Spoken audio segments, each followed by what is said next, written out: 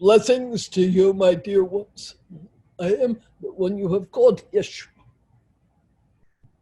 Jesus, you have called. But my name is Yeshua. Love asked me to come forth as something that could sustain the high energy of love. Of course, when I incarnated, there was even for me some small forgetting of who I was. So while I was fully awake, I also needed to be reminded of that in the lifetime. Love, the mother, father, divine principle, spoke to me before my incarnation and said, Yeshua, help them to know that they are love. Help them to know the essence of them that cannot be destroyed. That was the task laid upon me, and I accepted it with joy. I didn't know how it would play out.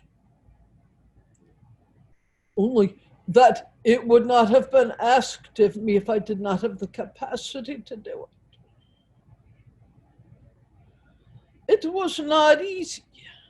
Of course, I knew fear, sometimes anger, pain.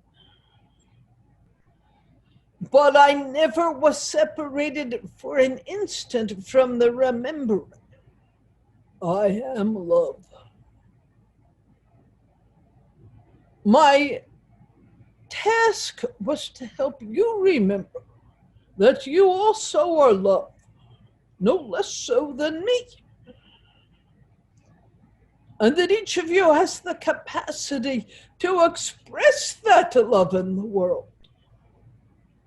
Each of you has the capacity not to become lost in anger, fear, and hatred, in greed and desire. My dear brother, Siddhartha Gautama, brought forth teachings of how to do this in his lifetime. And others have also brought forth those teachings, other awakened beings. It felt to me, coming when I did, to remind you that the essence of you is indestructible and is simply love and light. There is never anything to fear. But if fear does arise, to be compassionate with that fear. What does it mean to be love? What does it mean to be loved when you're feeling angry? When you're in deep pain? When you're afraid for your whole world and what is happening? What does it mean to be loved?